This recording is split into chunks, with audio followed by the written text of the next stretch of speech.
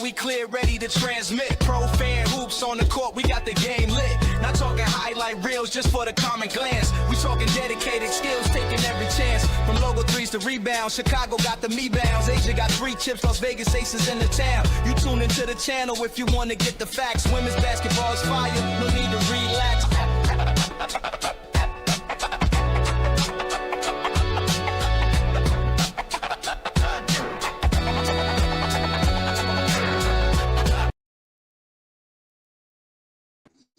What's going on, good people? We talking hoops today. Pro Fan Hoops is in the building, y'all. Hope you like the intro, man. Been working on some things. Haven't really had an opportunity to really stream for hoops because I've been hot and heavy with the Eagles. You know how I do. But had to jump on the hoops channel, man. We got USA basketball now. That is a thing. Everybody's going nuts. I saw all the footage. Caitlin Clark hitting threes. She's back on the court. Guess who's back? All of that kind of stuff. And that's all well and good. That's all well and good. But let me see something real quick. My second screen. There we go. That's what I'm looking for. Transition. There we go. That's what I'm looking for. So yeah, this was everywhere. Caitlin Clark's back on the court. Now, y'all know me as my second favorite Indiana Fever player, my number one being Kelsey Mitchell. That's my home girl. Went to my high school. I was good friends with her dad. But yeah, I'm a fan. I'm a Caitlin Clark fan. But people are losing their minds because she hit a couple of threes on some practice highlights. And she's back and she's this, that, and the other.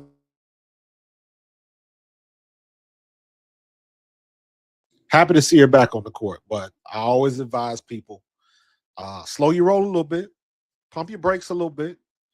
This is way before. I don't think anybody's got any reason to think that she won't make the team, barring another injury or something like that. The U.S. team is going to be stacked. But the one thing that I've realized after watching the last 2 seasons of the WNBA, after watching the last, 4 or 5 seasons of the women's NCAA, and all of the foreign players that's infiltrating and doing work, all the players in the WNBA now, um, Gabby Williams, Dominique Malonga, what's the girl? What's the girl that plays for Golden State? That they got 2 French girls, Ami here, and what's the girl? I can't remember her name. She plays for the Valkyries. She was balling at the end, and of course, Johannes that plays for New York. She's got skills. So all of the teams get nasty international talent. Now the problem is the talent, with the exception of France, they're scattered everywhere. France, in my opinion, has the lion's share of the good players playing in Eurobasket and playing overseas, but you got a lot of good players everywhere. So the U.S. team is definitely going to be challenged. But what I did not realize was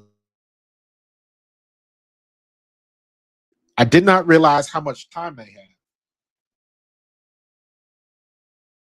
until it's time for them to go to the tournament. I don't think they play in the tournament until like 2026, like in September or something like that. So that's a lot of things that can happen. What's going on, Whitney? Hi, back to you. I appreciate you. Appreciate you jumping in. Um, so it's good to see the women's basketball. They're gonna have a bomb squad with Caitlin and Paige and Angel and Lauren Betts. And I know there's a bunch of other ones that I'm forgetting. Let me see if I can get that. Um, Obviously, Coach Carol Lawson. Carol Lawson is catching a little flack right now because Duke ain't doing too great. So Natalie Nakase, Golden State, Coach of the Year, rightfully so. Nate Tibbetts, Stephanie White, what she did with Indiana with Caitlin Clark being hurt, and we were one Kelsey Mitchell injury away from getting to the title game. So, and I tell anybody, if Kelsey Mitchell doesn't run out of gas, and I say run out of gas because literally that's what happened to her. Her body literally had nothing left to give, and she locked up. And I know there was some crazy scientific word for it, but it was like if they didn't get her help at that particular moment, she could have been up out of here. So whatever that disease was or whatever that thing that happened, that was serious. So I look at it from the standpoint of she literally her body gave everything until it was on E, and then it locked up. If Kelsey Mitchell does not go down, I believe Indiana wins and they go on to win the title. That's just my opinion. But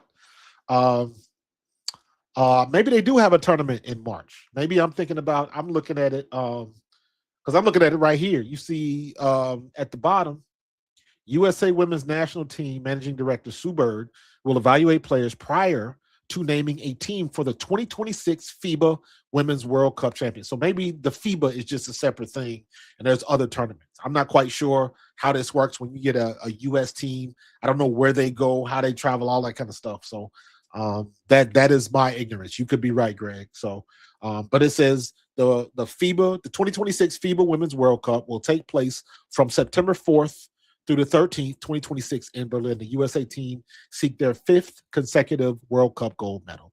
So I guess they're going to play a lot of tournaments and do a lot of, one-off games and things like that. But I guess that's the real deal. So, but my point was that's a lot of time. September 2026, that's a lot of time. And a lot of things can happen. So, not to mention, are we going to have a WNBA?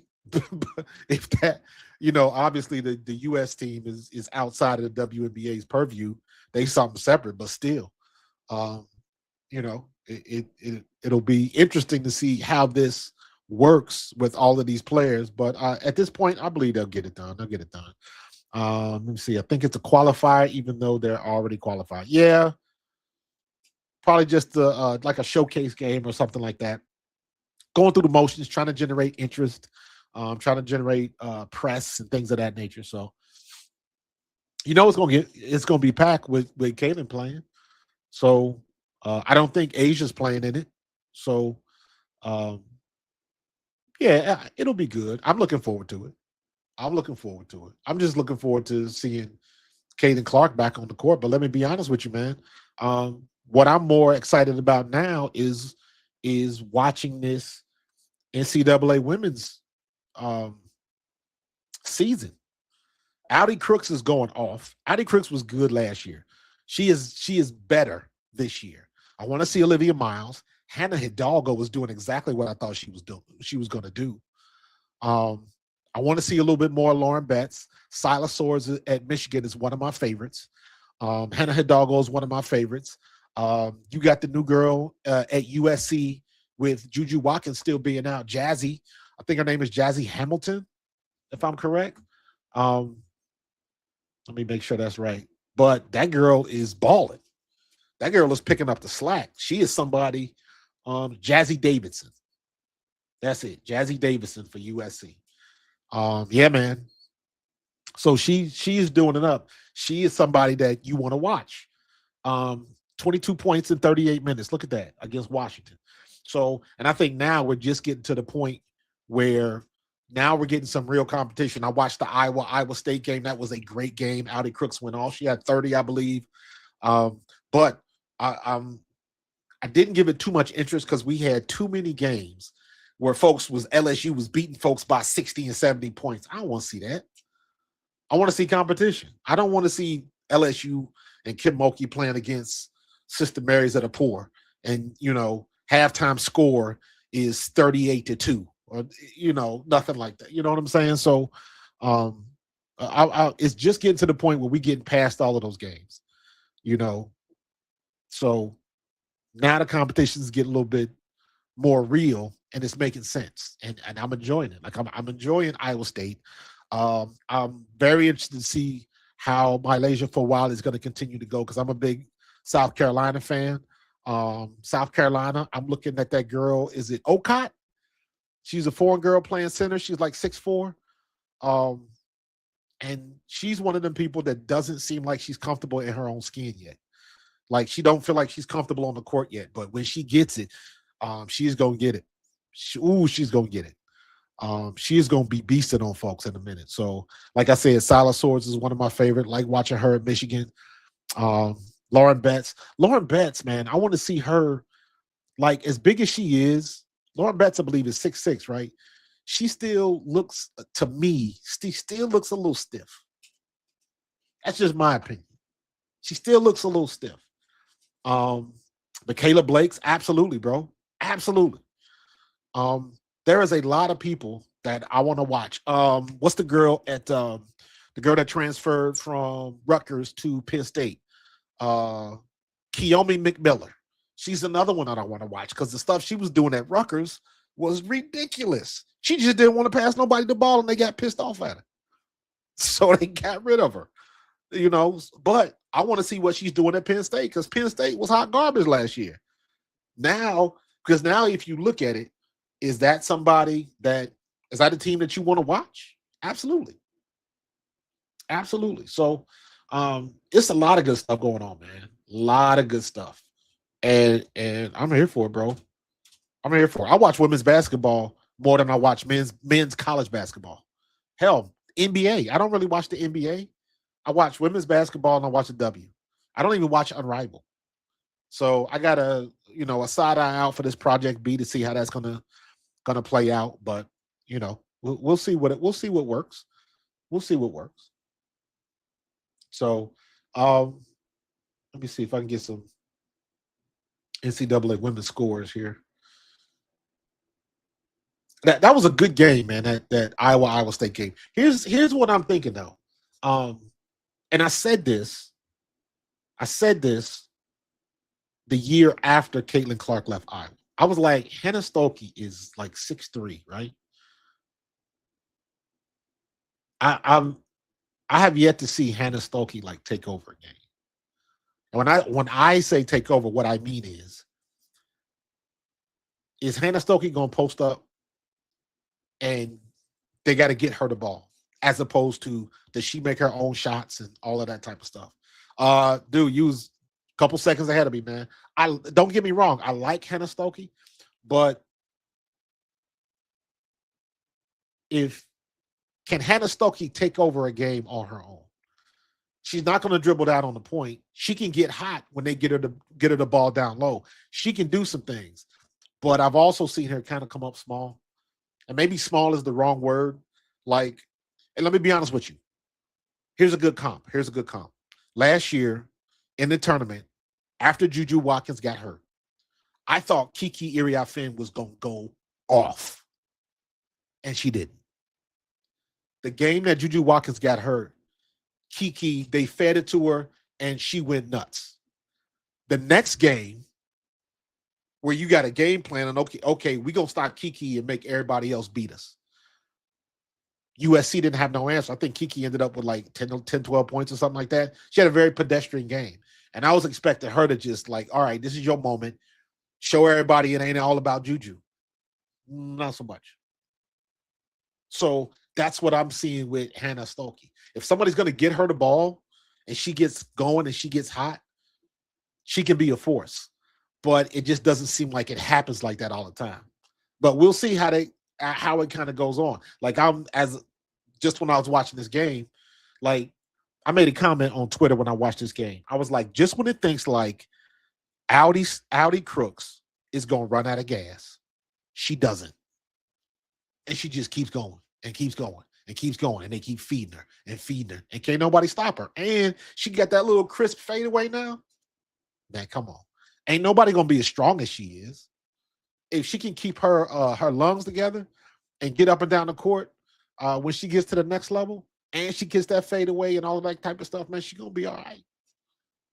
She's going to be all right because ain't nobody as strong as her. When I look at Audi Crooks, her game reminds me a little bit. She is much better than, in my opinion, but she reminds me of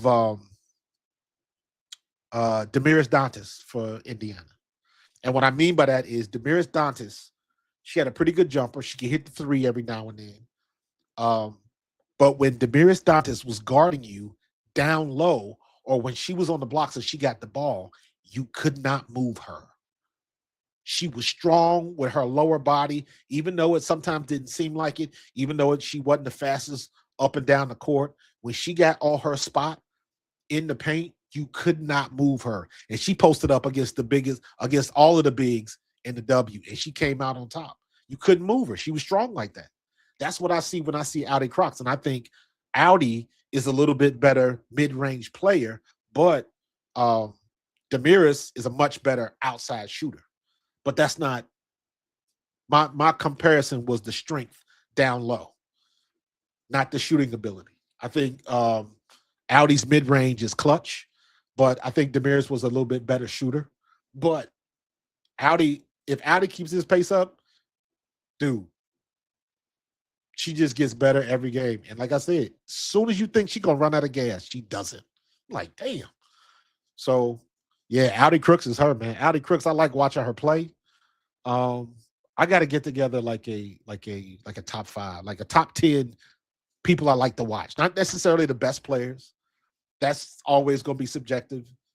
Who I say might not be who you agree with, and that's okay. This is your list. But like her, I want to see I like to see Malaysia and Flaugier when they get they rhythm and they timing together and they become a duo. Because Malaysia is nasty when she wants to be, but sometimes I see the same thing that she was doing in South Carolina. And hopefully, I think Kim Mulkey's going to get a beat on her, but LSU is nasty right now, man. Ooh, they nasty. And the more that Malaysia and Flaugier play together, and like I say, when they become a true duo, Lord have mercy, somebody is in trouble. Somebody is in trouble. So there's a lot of them, man. Like I said, Malaysia, Flaugier, Hannah Hidalgo, Um, it looks like Olivia Miles is still um, she gets close to them triple doubles as that girl can pass the ball so well. She can just run the court. And I'm interested to see what she does with TCU next year. So there's a lot of good players coming out, man. Heck, even Wake Forest, when they beat Duke the other day with 5 players a couple weeks ago. I watched that game and I was like, come on, Duke, you're supposed to be better than this. Because one of my favorite players on Duke is um, Toby Fournier, the Canadian girl. I was watching videos of her when she was like 13, 14 years old, and she was already dunking. I'm like, somebody gonna come through here and start yanking it down. Kiki Iriafen can dunk. She just never does it. Dominique Malonga can dunk. She just never does it. The only person I've ever seen dunk in a game was what's her name? Girl from South Carolina. Ugh, why am I blanking on the name? I'm getting old, man. My memory is leaving me. Who's the girl? Um, Madison Booker is nasty. Thank you very much. Madison Booker is for real. Yes. Yes, yes, yes. And also remember, man, we still early in the season. So a lot of things can change. A lot of people can hit their peak. A lot of people um they hit puberty in the middle of the season, meaning that you become self-aware of your talent. There is in all athletes, there is a mental and physical link that happens when you're playing sports at every level. And literally, it is the point at which your mind and your body connect and sync up, and you begin to realize your potential. It happened to me. It happens in, little league. It happens in high school. It happens in college. And if you make it to the next level, it happens to the pros. And that is that moment where everything links up, and you basically just tell yourself like, yeah, I can do this. So you kind of, when you was a freshman in high school, and all of a sudden you playing on varsity, and then you killing folks on varsity, and all of a sudden everything sinks, and you're like, "Ooh, I can do this." Then you go to college, and it rinse and repeat. You a freshman at college, and you playing against seniors and people that's going to the NFL or NBA or whatever. Same thing happened to me when I was playing football. Went down to Eastern Kentucky, and I was just a kid from Cincinnati. You had guys from Florida, and we had guys that went to the pros. They was from Florida and Georgia and all that kind of stuff. I was some kid from Cincinnati, and I got my opportunity. As soon as I stepped on the field, I never stepped off. But you hit that moment, you get that play where everything aligns and your mind and your body sync, and it says, I can do this. Happened the same thing when I was in the pros. My first game with the Eagles, we played in Tokyo, the American Bowl in Tokyo against the Saints. And my assignment was to pass block. If ain't nobody coming, you're the check down. And sure enough, did nobody come? I'm helping out the tackle. I was kind of jogged back a couple yards, and I kind of sat there. If the quarterback didn't see nobody open, he's supposed to dump it to me. He dumped it to me. I immediately get like a 40-yard gain in the pro level. And then that's the thing that says, you know what? I can do this. I can play here. I belong. That's what it happens at every level. So while we're still early with some of these ladies that are playing now, that still happens. I forgot AZ Fudd. AZ Fudd and Sarah Strong. Man, that's a hard combo to beat, y'all. That's a hard combo to beat. Because as much as I like AZ Fudd, Sarah Strong is the best college player in the country, in my opinion. Period. For her to do what she did last year, I know AZ Fudd won the most valuable player of the tournament or something like that. Um, I thought what Sarah Strong did in the tournament as a true freshman um, was absolutely incredible. Not taking nothing away from AZ Fudd, but a true freshman dominated like that, and she only getting better. She only getting better. But right now, AZ Fudd and Sarah Strong are lit. They are going to be hard to beat. If UConn stays healthy, they will repeat. They will repeat. Because UConn right now is clicking on a level that I don't see too many teams Notre Dame has gotten there, but they don't stay there. USC is not there anymore. UCLA is not there. LSU, they still learning each other. So in my opinion, they are not there right now. And you got a couple other teams that are probably up there, but right now, um, UConn, to say UConn is operating on all cylinders now is like, that's a gross understatement. Especially as long as AZ and Sarah Strong stay healthy, bro, they're gonna be hard to beat. They're gonna be hard to beat, but we'll see. Because everybody get a turn, man. Anybody can get got. Anybody can get got, man. So, um, what's up, man? Yeah, King Schwabi, I've been dipping in depth. I've been doing. I haven't done a lot of lives on the Hoops channel, but I've been producing content and posting stuff. So I'm trying to do that.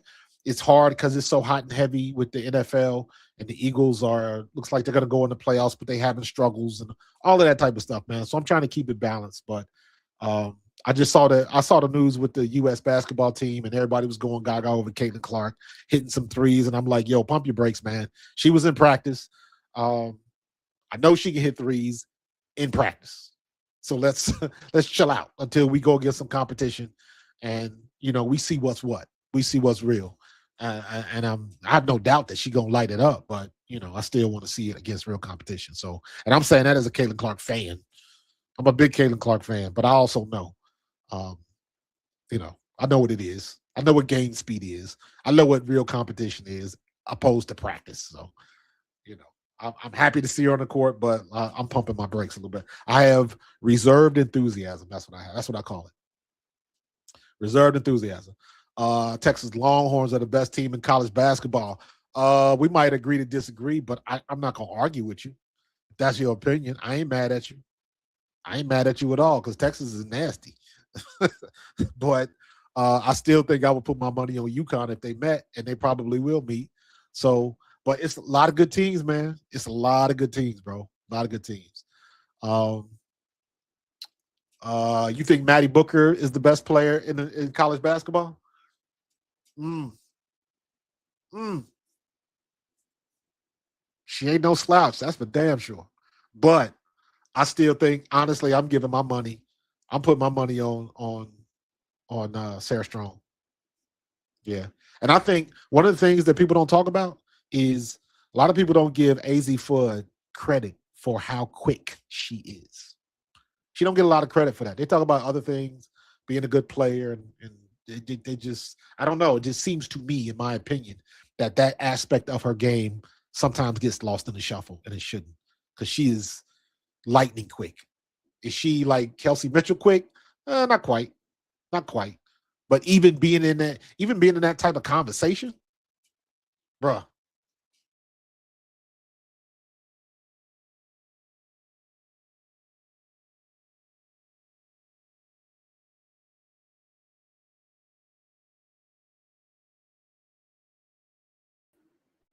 I don't know what just happened, but there we go.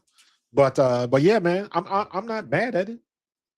I mean, you got your favorites and roll with it. I ain't there, no wrong answers. You know how I do. Um, there are no wrong answers in this game. None. Oh, what happened? We lost Twitter. I don't know how that just happened. No, they're on there. You are live. Yeah, that's weird. So yeah, man, I'm happy now that we are knee deep in women's college basketball. So what we got tonight? St. Bonnie and Mercyhurst, um, East Texas A&M and McNeese, Wright State, Canisius. I'm going to a game in January. I'm going to see Villanova um, versus Xavier of Ohio. Xavier's coming to town. I'm gonna go see that game. My little cousin is an assistant coach for Xavier, so I'm gonna go support her and watch that game. Plus, that'll be my first time going to not my first time, but it's been a long time since I've been to a women's college basketball game. So, uh, hell, last time I went to a women's college basketball game, I was in college. I went to the EKU game. So But I will be at Xavier at Villanova, so that should be fun. South Carolina State and Alabama State. They're just getting started. Maine at Fairfield, Southeast Louisiana, Houston Christian, Texas Tech and Washington State. Um, any ranked teams tonight? Doesn't look like it. Nah, I don't think we got any ranked teams tonight. Wright State, Canisius, SIU, Valparaiso. Damn, Valparaiso's 0-9. Oof. Good Lord. Yeah, nobody's ranked tonight, so slow night. Slow night. What are the rankings, though? UConn number 1, Texas number 2. Texas got 9 votes. Texas got 9 votes, dude. So he was doing it. He was doing it. Something just happened to my Twitter feed. Let me see something. Let me see if I can put it back in there. I don't know. I don't know exactly what happened. There we go. That was weird. So, coaches poll, UConn's number 1. So that's funny. The AP, UConn got 23 votes. Texas got 9. In the coaches poll, UConn got 28. Texas only got 3. South Carolina is ranked number 3. That's good. UCLA is number 4. 2 through 10, that's a toss-up. That's a toss-up. Texas, South Carolina, UCLA, LSU, Michigan, Maryland, TCU, Oklahoma, Iowa State, and Iowa. And that Iowa State-Iowa game was a barn burner. That was good. So Iowa moved up. North Carolina dropped 1. Where's Duke? Duke might not even be ranked anymore. Nope. Duke ain't even in the top 25. So they dropped down there. Michigan State snuck up there. Ole Miss, Tennessee, Notre Dame. I thought Notre Dame would be higher. They dropped the one. But I mean, like I said, it's early. It's early. It's the same thing, like I say with any other sport, man. As long as you, when you get to the show, when you get in the game, that's all that matters. So when they get to the tournament, when they get playoff time, that's the only thing that matters, man. The rest of this nonsense is just nonsense. They don't care. I don't care how you get there, as long as you get there. As long as you get there, because once you get to the tournament, once you get to the playoffs, everybody's slate is wiped clean and anything can happen. Anybody can get got. Anybody can get got in this league, man. So I'm looking forward to it, man. This is it'll be good. But heck, now this was supposed to be a Caitlin Clark returns to U.S. basketball. Now we own college basketball, and it's just, yeah, man, they on and popping. I'm trying to get something set up for my nephew. My nephew he played in Indonesia for 2 years or 2 seasons. He's played in Australia for 2 seasons. He's been in the Dominican. He's played in, where else did he play? He played in China, I believe. He played in, right now he's in the Mongolian league. He's in Mongolia playing basketball. So he's traveled the world.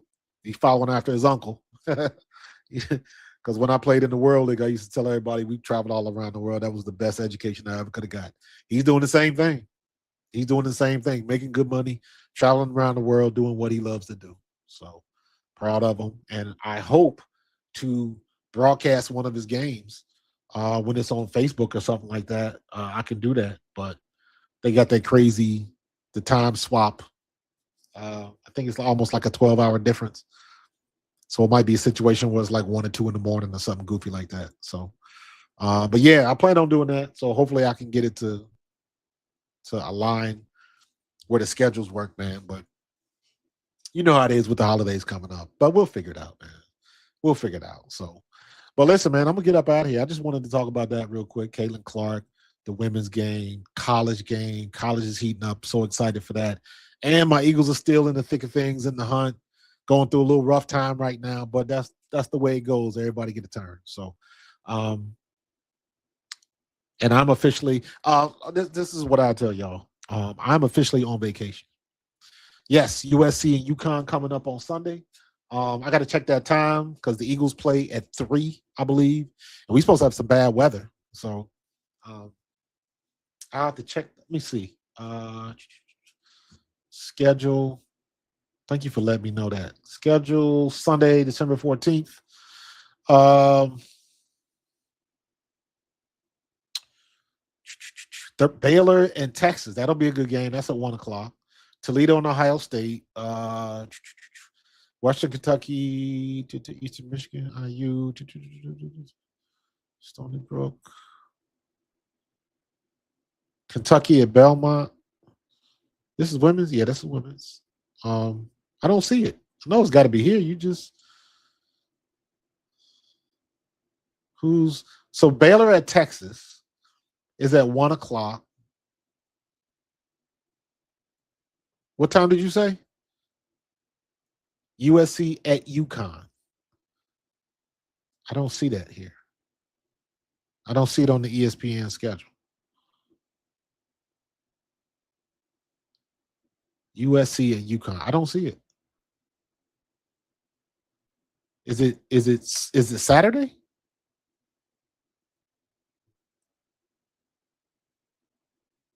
I don't know.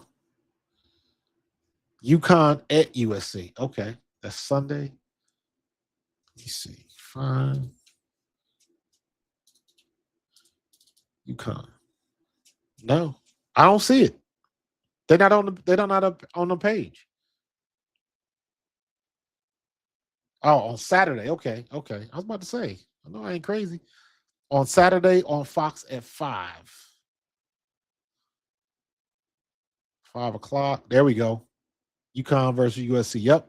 On Fox. Yep. Okay. Gotcha. Glad we got that straightened out. I'm gonna be checking it out. That'll be a good one. I'm expecting UConn to take that one. But that'll be a good test for Jazzy. That'll be a real good test for her. So so yeah, we got basketball on the brain, man. Basketball on the brain. But everything's getting good. I want to see more of it. I want to see more of these young ladies put it down on the court because it's starting to get exciting now. Starting to get competitions, starting to level up, and it's the way it's supposed to be, man. That's what I'm talking about. So, but before that, what I was telling you guys was, um, I am on vacation to the rest of the year. So I'm on vacation. So what I'm going to be doing is I will have the opportunity to start live streaming and doing content midday in the middle of the day. I see so many people put stuff out in the morning um, and get like really good response and so I'm gonna mess around with some stuff and I'm gonna go live in the morning starting next Monday. So I haven't quite figured that out. Probably like I'm thinking of like maybe 9 or 10 o'clock in the morning because that's the time I see a lot of these shows and they get really good numbers. So I'm gonna try it out, see what happens. So just experimenting, trying to find ways to grow, trying to find ways to hook audience and continue to grow the channel. I'm getting a lot of organic growth. Organic growth means that I'm not growing like super fast, but the people that do tune in to me and subscribe to me, like they stay with me. And they really like what I'm doing and they really give a lot of feedback because the one thing I'm trying to do is I'm trying to build an audience and with a back and forth and have conversations, not monologues. So, um, so yeah, I've been known to drop the link in if somebody wants to come on and talk about their team. You're more than welcome to do that. I do that stuff all the time, just for future reference. This is what it looks like, and most of the time, you will have an open invitation. Let me see. Drop the link. So when you see this, when you see that, that means I dropped the link. That means you can click on the link. It'll bring you into my room and I can get you on live. So if you got comments, if you got something to say, if you got a hot take, if you got an opinion, we can hear it. When I do this, you do not, let me repeat, you do not have to be on camera. You can turn your camera off and I can still hear you because I know a lot of people don't want to be on camera. On my other channel on Pro Fan Talk, a lot of times I might get ladies on. Sometimes the ladies don't want to be on camera. That's cool. Just don't turn your camera on, and it'll just be like a radio call-in show. So we'll see you like your little thumbnail, but we'll hear you loud and clear. So if anybody wants to come on, give your opinion, hot takes, and all that kind of stuff, regardless of what I'm talking about, you're more than welcome to do that. Whenever I drop that link, if anybody wants to come on now, you got it. I'm only going to be on for about another 5 minutes unless somebody come on and you want to talk for a little bit. But I'm surprised now that I just got finished talking for 40 minutes. We on 41 minutes now. And I was like, damn, it goes fast when you have that. So that's why I like inviting people on. Get your thoughts in, get your comments in, especially like after a game or at halftime or something like that. So that's always fun, man. So if nobody want to come on, that's cool. Just letting you know how it works. Just for future reference, invite your friends. I talk to all type of fans. Even though I'm an Indiana Fever fan, I talk to everybody. As long as you don't go toxic on me, we good. Talk your talk. If your team beat my team, talk your talk. Now's the time to do it. I'm a former pro player, used to play with the Eagles, so my perspective is a little bit different in all sports. I'm talking from somebody that's been in the locker room. It doesn't matter what sport you play. Sometimes what you see in the locker room is familiar.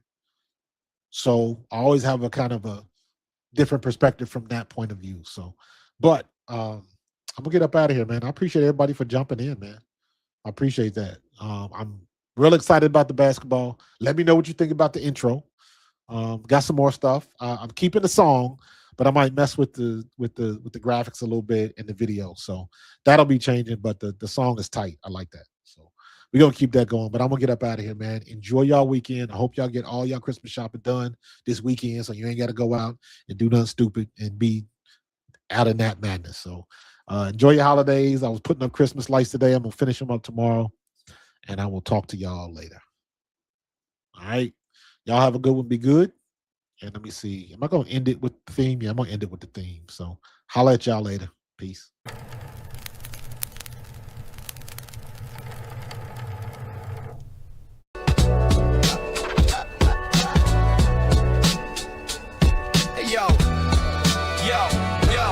Check the mic, 1, 2, we clear, ready to transmit. Pro fan hoops on the court, we got the game lit. Not talking highlight reels just for the common glance. We talking dedicated skills, taking every chance. From logo threes to rebounds, Chicago got the me-bounds. Asia got 3 chips, Las Vegas aces in the town. You tune into the channel if you want to get the facts. Women's basketball is fire, no need to relax.